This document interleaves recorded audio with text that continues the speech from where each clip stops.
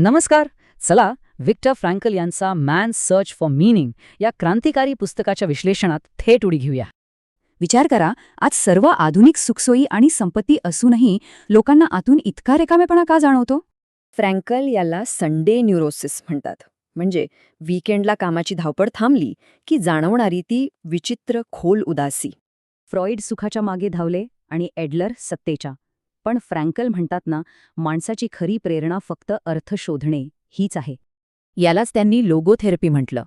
सोप्या भाषेत सांगायचं तर, जगण्याचा स्पष्ट उद्देश असेल ना, तर माणूस कोणतंही दुःख पचवू शकतो.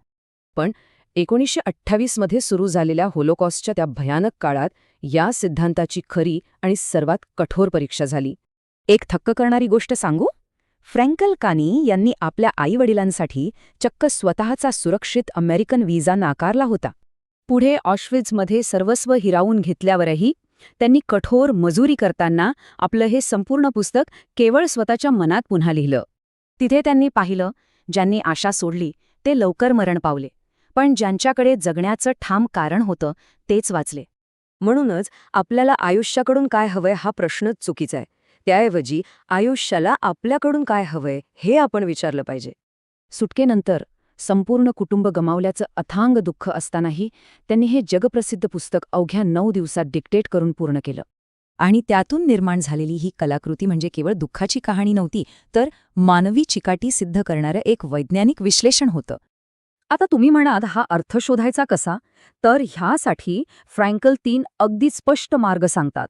पहिला मार्ग म्हणजे एखादं अर्थपूर्ण काम करणं किंवा समाजासाठी अत्यंत महत्त्वपूर्ण आणि जबाबदारीचं असं कोणतंही कृत्य करणं. दुसरा मार्ग अगदी सोपा आहे.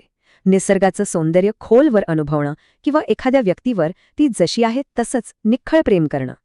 आणि तिसरा, सर्वात महत्त्वाचा मार्ग, न टाळता येणाऱ्या भयानक दुःखाला अगदी धैर्याने आणि सन्मानाने सामोरं जाण्याची निवड करणं.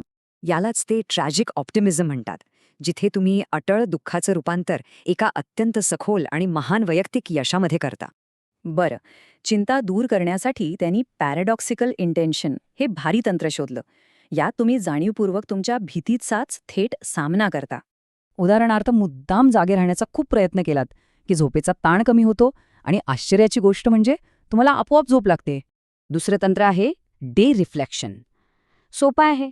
स्वतःच्या समस्यांवरून लक्ष हटवायचं आणि ते बाह्य जगाच्या सेवेकडे पूर्णपणे वळवायचं.